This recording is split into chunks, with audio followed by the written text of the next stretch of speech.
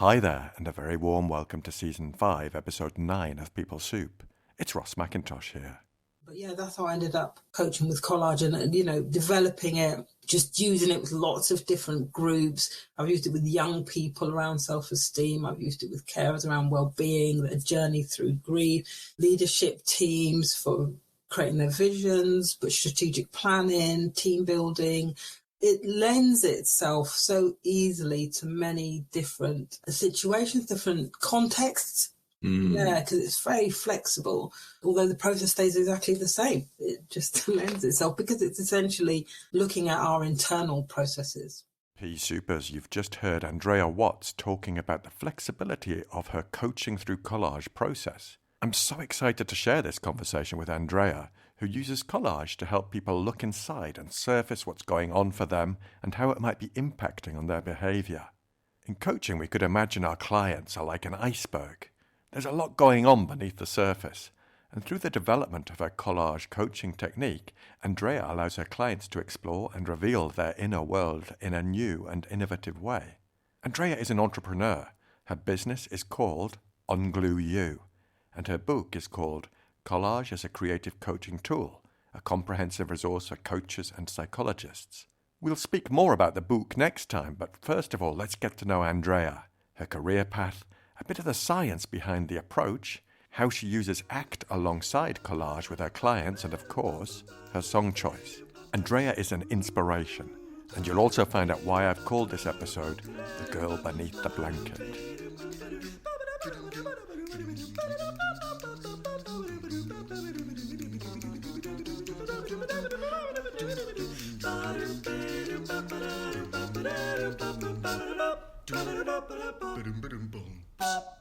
People Soup is an award-winning podcast where we share evidence-based behavioural science in a way that's practical, accessible, and fun to help you glow to work a bit more often. Let's just scoot over to the news desk, for reviews are in for part 2 of my chat with Dr. Hayley Lewis. And this is from Maxine Kane on LinkedIn, and Maxine is a senior educational psychologist.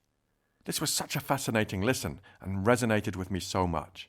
As a new business owner, I went 4 days a week last week, who was working with Dr. Hayley Lewis, it sang to me. I'm all about being authentic, helping and supporting others, and creating collaborations and community. It feels so liberating to be investing in me and to being autonomous. Hope, optimism, self-efficacy and resilience are at my core. Well, Maxine, thanks so much for listening, and congratulations on your new business. With your strong values and working alongside Hayley, I look forward to hearing about how your adventure develops. Thanks to everyone who listened, rated and reviewed, talked about it with a friend, recommended the podcast. With your help, we can reach more people with stuff that could be useful. But for now, get a brew on and have a listen to part 1 of my chat with Andréa Watts.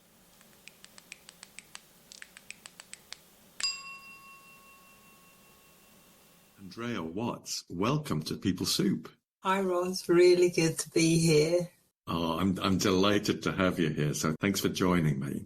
Now, Andréa, as you'll be aware, I have a research department who delve a bit into your background to help the listeners understand who you are and appreciate you and what you do. So I thought I'd share with you what they've gleaned, and you can just let me know whether they're on the right lines or not. They don't always get everything right. Okay. So it says here, Andréa is a fellow honorary lecturer on the MSc in Organisational Psychology at City University of London. And we all loved the way you set out your story, Andréa, on your website at unglueyou.co.uk. So I thought, what better way to introduce you to the Pea Soupers than to read that out, if that's okay? Yeah, that's great. So, Pea Soupers, are you sitting comfortably? Because we have Andréa's story for you. There was once a small child who loved cutting, gluing and making things. The small child grew up and while studying art discovered she was pregnant. She thought that making a baby was the most amazing thing she could do and decided to stop studying. Eventually she worked for organisations that made no money but helped lots of people. She liked this but missed creating things, so did an art therapy foundation course. Here she learnt useful stuff, like images are really good for exploring and expressing how you feel, what you're thinking, and your ideas. What it looks like isn't important. It's the process that matters. She also realised that being an art therapist wasn't her thing. So it sounds like a bit of a pivotal moment there, Andréa. Yeah, there's a learning curve. We'll come back to that. So what happened next in this story? She applied this knowledge to a new project when asked to run a session to help bereaved carers understand their journey through grief. When she'd said yes, her head had screamed no, because she had no idea what to do. Then she remembered what she'd learned from art therapy and decided to use collage. Everyone enjoyed and benefited from it. The next year, someone came back with their collage and used it to share their story. This happened 3 years in a row and actually still continues to this day. And then, in our story, we fast forward 3 years, and she's considering changing jobs. She spoke to a clever lady who suggested drawing a picture about her opportunities. So she did, but knew the stick people in her drawing weren't helping her. Instead, she made a collage because it meant cutting and gluing. When she found a picture of a small child under a blanket, it made her feel quite sad. Recognizing she felt like that child, hidden, stifled, and unable to express herself creatively, she decided to leave her job. And Peace Seepers, you'll see in Andrea's book that very image of the small child under a blanket. And the way you describe it is just so powerful and moving.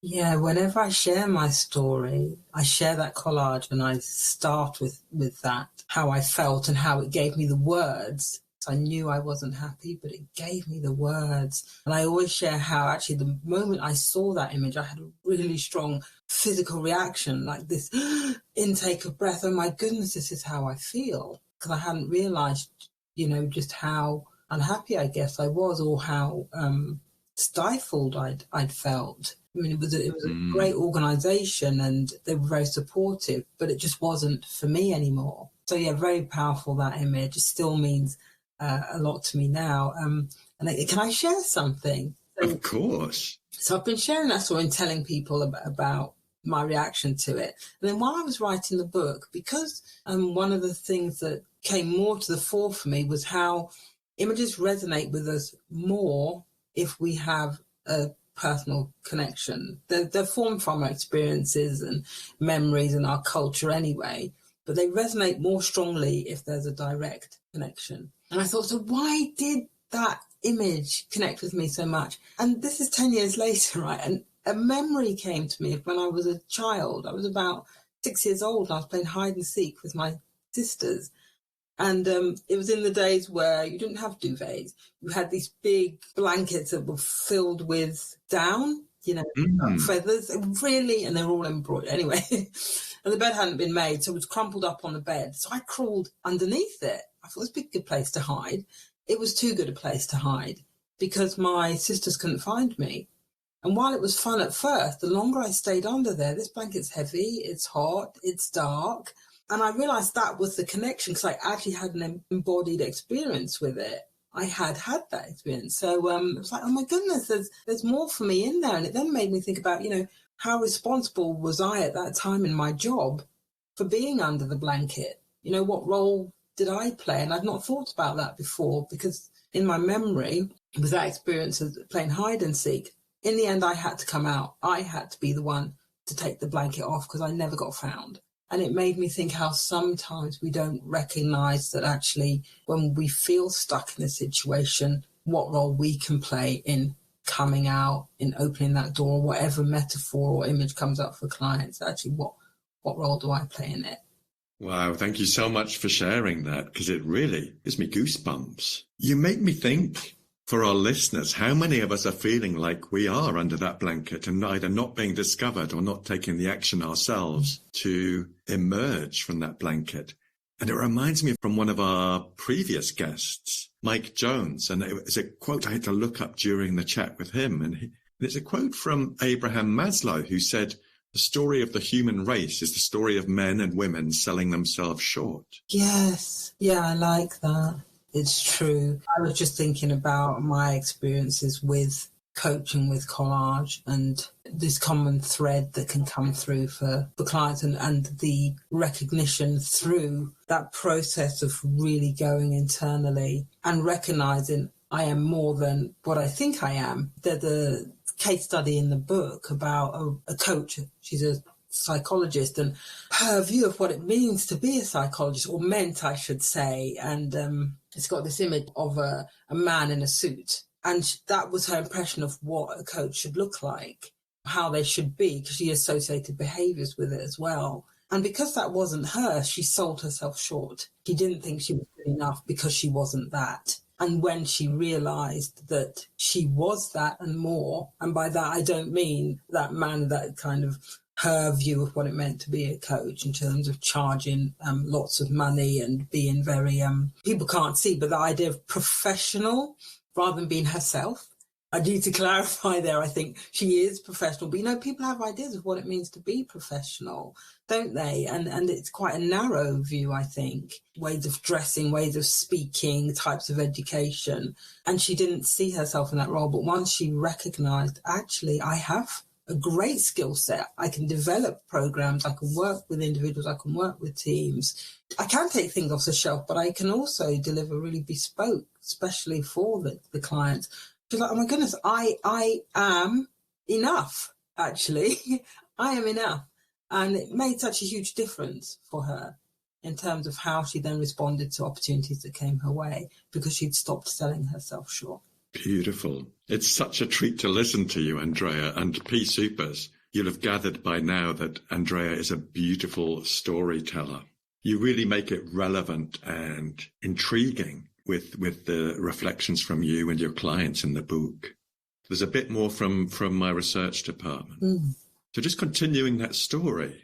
So I remember where we left it was the child under the blanket. Recognizing she felt like that child, hidden, stifled, and unable to express herself creatively, she decided to leave her job.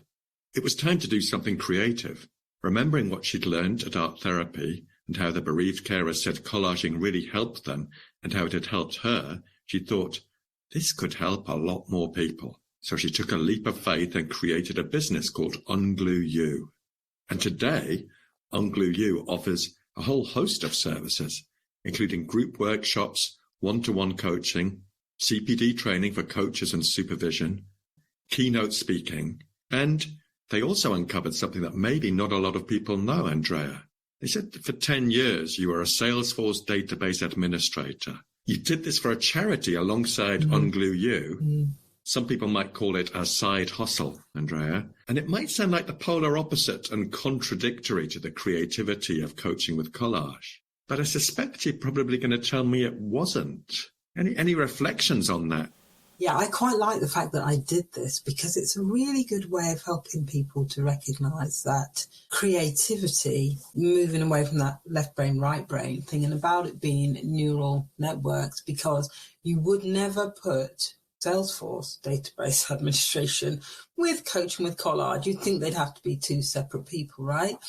But I actually really liked it. I had to do things like create validation rules, workflows, dashboards. There was a lot of very data-driven work, create reports for the teams. And I only did it by the end, only just 3 hours a week. But I enjoyed it because there was storytelling in it. The data told a story. So there was that part of it. And if you know how to look for it, you can find out. And having that information, it told stories that then allowed the teams to be like, okay, how do we use our services? Where do we put our time? Where do we put our energy based on what the data is telling us? And secondly, for me, it involved a lot of creative problem solving, because the team was big and there were many different teams within the organisation, and they supported, it was a carers organisation, they supported carers in different ways.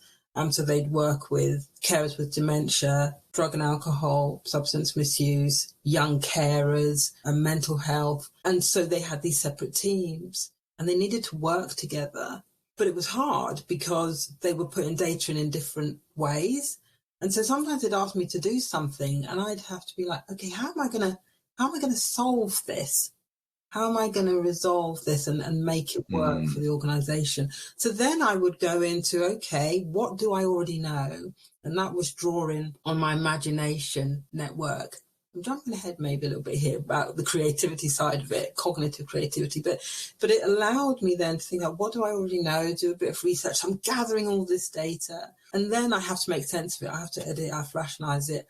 But between that, I'm playing with the system. Let me try this. Let me try that. So just to me, it mirrored the collage coaching technique. I was gathering, I was creating, and then the storytelling, once I'd resolved it, they were able to storytell with the data. And so for me, there's huge parallels between that kind of more data-driven, what's considered scientific approaches in work, to coaching with collage or any arts-based method or any more what people consider traditional creativity. And for me, one of the big things about the approach is that understanding that things aren't in silos. Learning takes place across many different disciplines. And when we learn to bring them together, when we understand how they fit together or how we can use them together, the learning and the outcomes are so much better, I think. I just really strongly believe that. There's something called STEM, right? Where it's science, technology, I think it's engineering and maths. In America, they call it STEAM because they include the arts.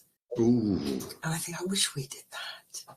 Yeah. Oh, I didn't know they called it STEAM in America. But hearing you speak makes me think about how we can really become inflexibly trapped by a job title, like Salesforce Database Administrator. It just sounds, really dry, right?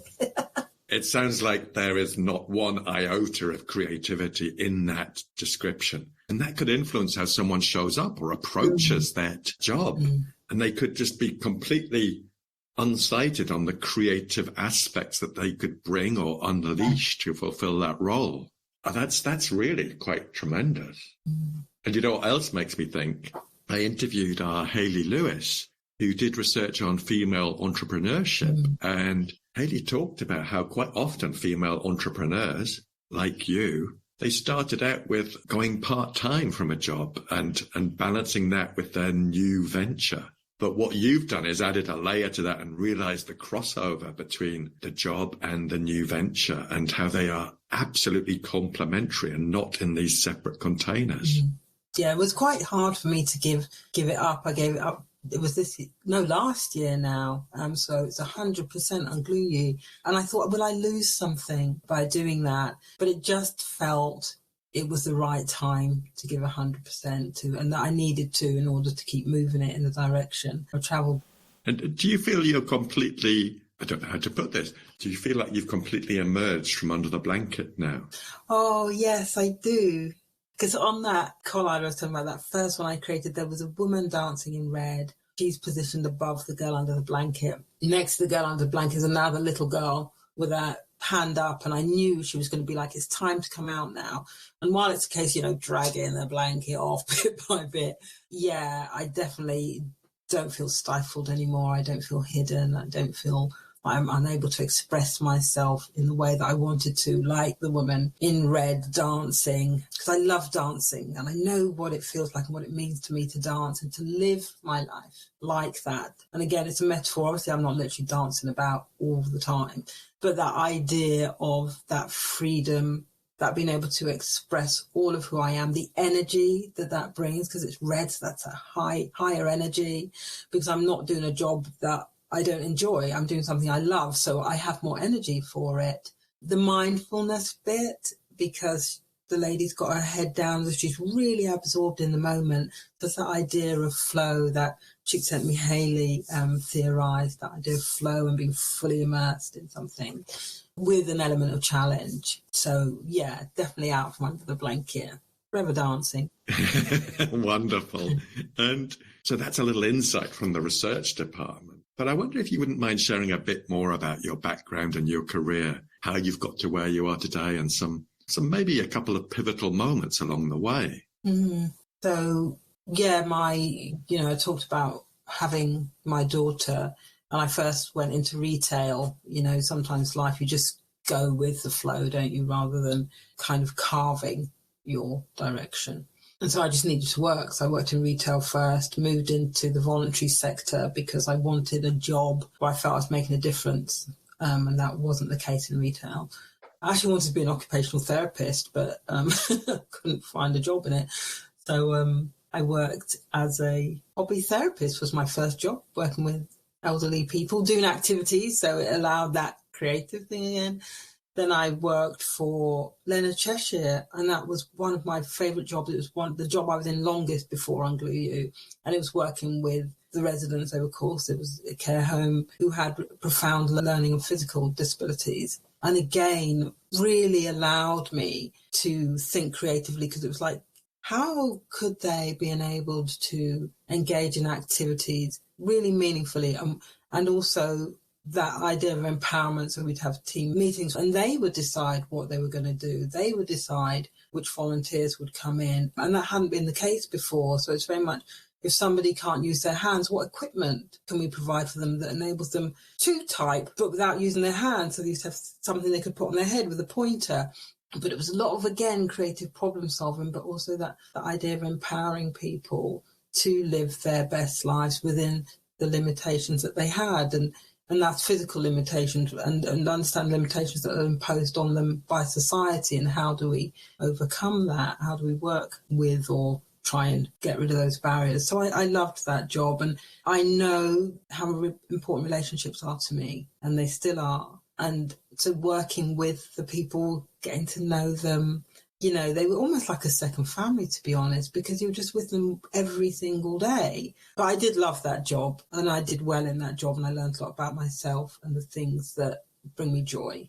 And then I moved into another charity, 2 more charities. And when I look back, I can see how, because the next one was an advocate, mental health advocate, finding information on the client's behalf, and then they would make the choice. So it wasn't about me saying, I think this is the best thing you should do. We didn't give advice. And that I've brought with me into coaching, you know, because that's not what we do. It's like, this is how I can support you. But actually, you have to make that decision.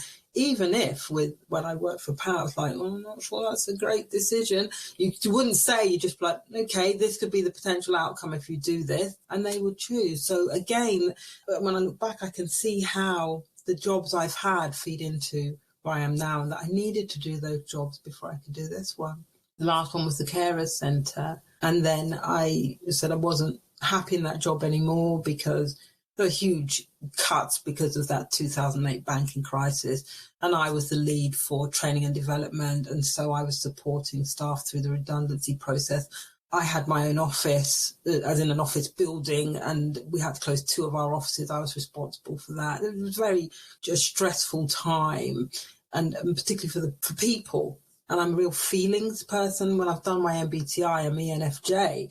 And I realised, you know, it was so feelings-led. So between that and the fact that I knew I wanted to do something more creative, I'd done a degree in management studies. We were succession planning. I was actually succession planning to be the CEO, but left to start Unglue You. But as part of that, I did this degree. And I deliberately chose Kingston Uni because I wanted to do creativity and leadership. Because I was thinking, how can I marry creativity and my leadership role? And that's when I found out about the neuroscience of creativity. I was like, oh, okay. Because I was an artist first and foremost. And I was like, I didn't think about what was happening in my mind. I just thought, what I'm doing with my hands. So that was really, again, really insightful, really useful for me. And then because I wasn't happy in my job, it's really impacted my well-being, Ross, really. And I don't know if any of the Peace Supers listeners have felt this way. You feel like you're turning into somebody you don't want to be. You're not being yourself anymore. And I was really conscious that this was happening to me. And so I went to see a careers coach, and she did a visualization exercise. And when it was in 1 year, 5 years, 10, etc. And I thought about the doors opening. And she said to me, go and draw it. And that's the bit that's part of the story. And I created that collage. It gave me the incentive. It's actually called the decision, because I was like, I am not prepared to keep feeling like a girl under a blanket. I just could not go back to that. And so I saved up and I handed in my notice. There was something else as well, the work with the carers, using the process and the difference it made to them, that also impacted my decision. But yeah, that's how I ended up coaching with collage and, you know, developing it, just using it with lots of different groups. I've used it with young people around self-esteem. I've used it with carers around well-being, their journey through grief, leadership teams for creating their visions, but strategic planning, team building. It lends itself so easily to many different situations, different contexts. Yeah, because it's very flexible, although the process stays exactly the same. It just lends itself because it's essentially looking at our internal processes. Listening to you, I see you as someone who's really open and curious about your own experience of life and the world of work, and also an explorer, kind of a relentless explorer, knowing that you're moving towards discovering something, and even with the uncertainty of not knowing what that is, keeping going through the undergrowth and making some pretty bold decisions. I really like that phrase, keeping going through the undergrowth, because you can't always see where you're going. Yeah, because my friend, when I was in the early years of Unglue You, it was really hard, to be honest, because people would be like, it's a vision board. I'm like, it's not a vision board. So I spent a lot of my time trying to educate people. But as you said, I am incredibly curious. And I was like, this works. Why does it work? Why does it work? So I do lots of research on it. And that became the basis of my talk, The Science Behind the Art, which became the basis of the book. But I like that idea of the undergrowth. When my friend described it when it was really challenging, I said, I feel like I'm working really hard and I'm trying to get the message out there and not much is happening. In fact, it feels like nothing is happening. And he said, it's like mining. You know, you've got a big pickaxe. And he said, just keep going. Little chunks are falling off. And one day the pinprick of light will come through. And then you keep going. And I always loved that analogy. But I like yours too, because I love outdoors and nature and walking in the woods. So the idea that undergrowth, you know, and pushing through it and not being clear where you're going, but still going anyway. Sometimes we can give up just before that pinpoint of light appears, or just before we discover something new in the undergrowth. I'm not sure how that metaphor works with that, but yeah, I'm intrigued about the name Unglue You. Tell us the process about coming up with that name. I can't claim what's it called because I didn't name it. My husband did. My husband's such a wordsmith. So I've actually kept all the different names I wanted to call it. One of them was Mist to Mirror. But every time we said it out loud, it sounded like Mr. Mirror. And I was like, I'm not going to keep explaining that it's Mist to Mirror. So I was like, I had fog to focus. I had all kinds of things. But then I mapped out what it does on a big flip chart paper it was. I just wrote it all down. I did little doodles. I showed it to my husband and I said, what do you think I should call it? I've been working on it for months. What do you think? And he looked at it. He went, Unglue You. I was like, that's it. That's the name. And I love the name and lots of people. It's really memorable. That's what it says on the tin. And everybody really loves it. And I'm like, yep, wish I could say it was me, but it wasn't. But it's a family partnership. Yes. Now, you and me first met, if I've got this right, we first met on an ACT course, Acceptance and Commitment Therapy course, coaching with Joe Oliver and John Hill. Yeah. And that's where I first heard about your work and got really intrigued by it. Have you found that ACT has been useful in developing your concept and your work? Yes, I use ACT alongside it because some of the techniques we were taught when clients have created their collage and they may have, I don't know, a picture of a stone and they say, I feel like that's within me and it's in a certain place. I use that, the two of the exercises I use quite a bit, the visualization of, do you remember the one where you take it out and you put it so that it's external? For the P Supers, it's an exercise where you're experiencing an emotion and trying to imagine where it might be in your body, feeling the physical sensation, and then bringing that out from the body to explore it a bit further. It's called a physicalizing exercise. Yeah. Also, the one about, I always remember this one, again, where you have a feeling or a thought and not getting hooked into it and engaging with it, but actually just noticing it, observing it, which is also that mindfulness piece, isn't it? And we did this exercise where we just put it on our lap. So rather than holding it, we had to hold it out in front of us and feel like, oh gosh, how your arms start to ache after a while. What's it like when you just put it on your lap? Just sit with it. So it's still there, but you're not like giving it your full attention.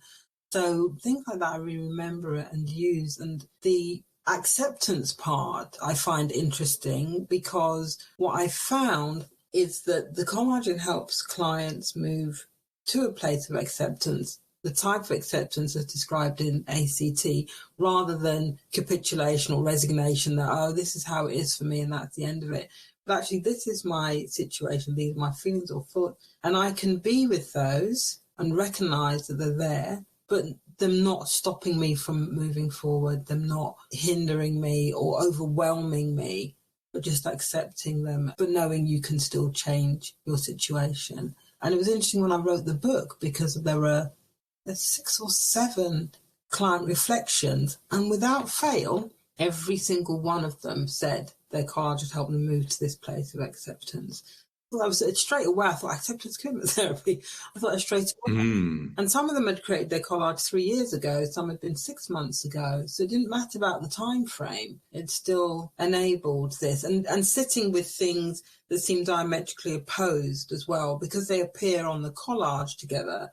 Clients are guided to gather all images that resonate with them, even if they make them feel uncomfortable, which is one of the big differences with a vision board. But they allow clients to see, actually, these two, what we would normally call opposing or opposites, coexist. They coexist in my mind, but they can coexist on the paper as well. There's something about seeing it outside of themselves that helps with that acceptance piece. I really do agree that bringing it out there and having a look at it, whether you're writing down your thoughts, yes, whether you're doing some sort of meditative exercise, can really help us start to change our relationship with that and realize that there are other possibilities. Yes. It's really so powerful how you've combined ACT and other approaches with the collage coaching technique.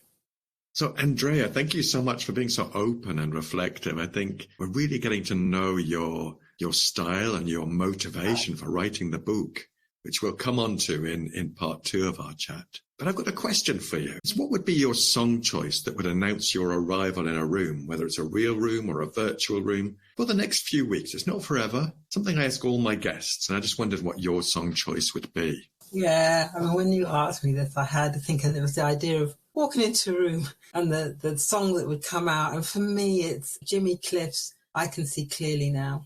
And for anyone who doesn't know it, I'm really tempted to sing, right? Okay, here we go. I can see clearly now, the rain is gone. I can see all obstacles in my way. Gone are the dark clouds that had me down. It's going to be a bright,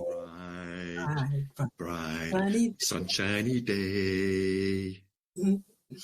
Oh, P. Supers, I think you'll agree with me. What a rendition of Jimmy Cliff. I Can See Clearly Now.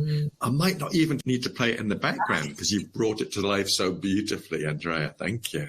I might imagine why you chose that, but just tell me why that resonates with you. Yeah, there's a couple of reasons. It's really uplifting, that song, and there was a period near the beginning, middle of my journey with Unglue You Today, where, I was talking about the pickaxe and feel like again, and to stay motivated can be quite hard, especially if you're by yourself, you're the only one doing this thing and nobody understands it, or it feels like very few people do or are interested. And to keep motivated, I would listen to songs. And I remember one day going for a walk and this song, Jimmy Cliff, came into my head, and I thought, yeah, I can do this. I can keep going. It's going to be a bright, sunshiny day. And I felt so positive. And so for now, after I'd written the book, I've had such clarity about the collage coaching technique. It was the book that gave it the name, because I thought I need to actually give it a name now because I didn't have one before. And it had been this journey of finding my way with it, trying with this group, delivering like this. And I'm like, this is it.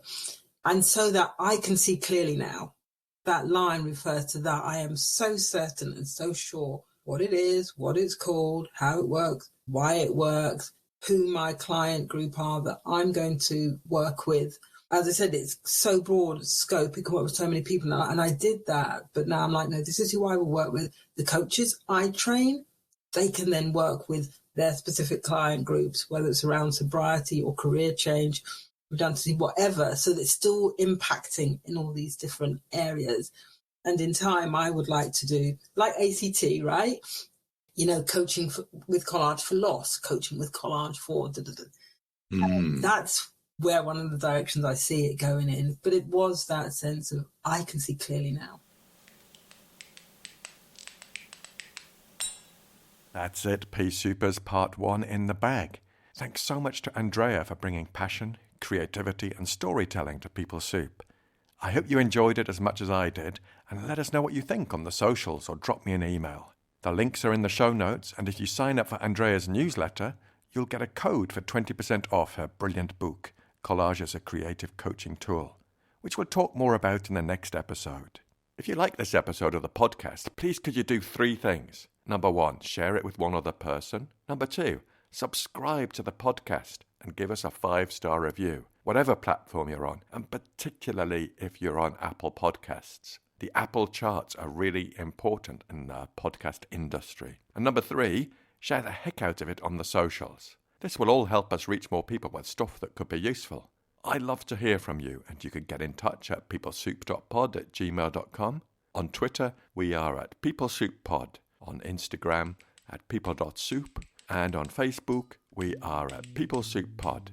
Thanks to Andy Glenn for his spoon magic and Alex Engelberg for his vocals. Most of all, dear listener, thanks to you. Look after yourselves, Pea Supers, and bye for now. So well that I'm not even considering it like a podcast. I'm just talking with Ross. Perfect. Thank you.